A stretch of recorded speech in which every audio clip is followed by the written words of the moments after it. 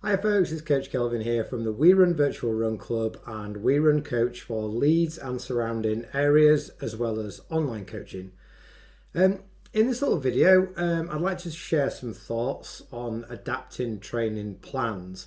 And this came off a question really by Elaine, who felt that she'd overloaded a little bit and was looking for some options of how to deal with this. And the first thing that I will say is it's absolutely fine every now and then to overload a little bit and kind of find where that personal ceiling is. I do have quite a lot of runners who they never really want to find that ceiling, and it's very difficult to program workouts and just get the amount of stress right if we don't know what too much stress is. So it's sometimes a good thing just to sort of bump into these ceilings every now and then so that we know where they are, and that we know we can drop back down below them to get our training load right. It is a little bit different when we're following a generic training plan. And one thing that's really interesting is generic training plans, one of the worst things you can do is follow the plan to the letter. And the reason for that is it's not designed for the individual. So it takes a little bit of kind of like, looking at the plan, being honest with where we think we are in our training, and making some adaptations. And the Couch to 5K is an absolute classic where adaptations can be made. The first 3 weeks of Couch to 5K is a relatively steep build. And we often hear, and we often give advice, maybe repeat week 2 a couple of times before you move on.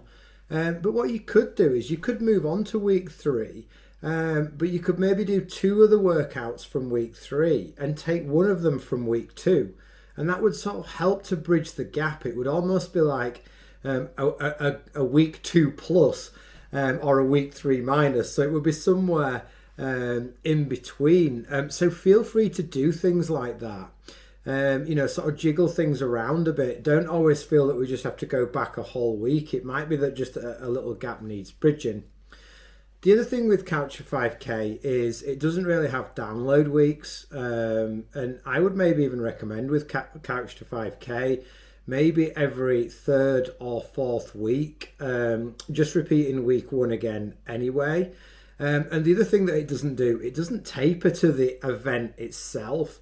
It builds up towards it. So another thing might be when you're getting closer to that final week, is maybe have a super easy week after that before you do 5K of continuous running.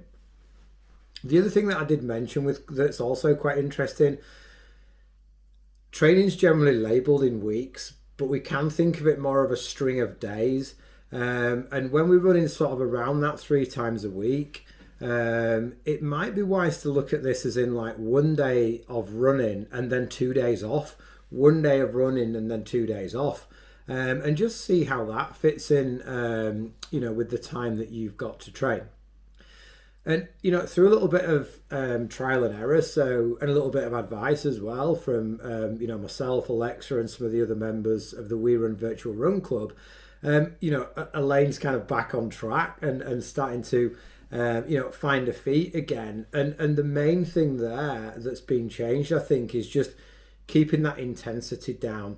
So out of the things that apply training load, frequency, intensity, and time, and to a certain degree type, frequency, intensity, time, intensity is the most sensitive to increasing training load.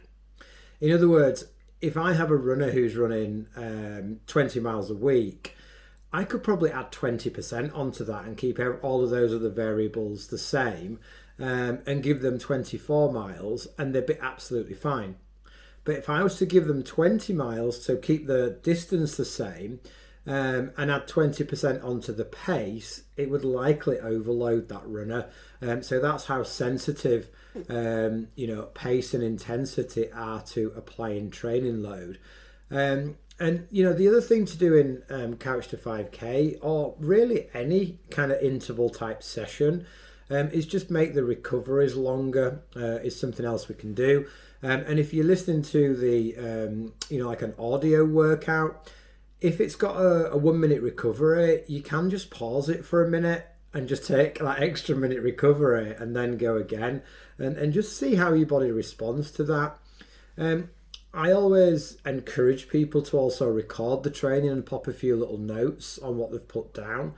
The platform Training Peaks that I use to schedule workouts is really good for that. Runners can put a little perceived effort, smiley, sad face, and a little note. So if we do ever hit something like overload, we can always just kind of like look back and see what we did, and then adjust that accordingly, maybe after an easier week, just to let things settle down. So I hope that makes some sort of sense. And if you have any questions, please just pop them in the comments below. And for now, happy running!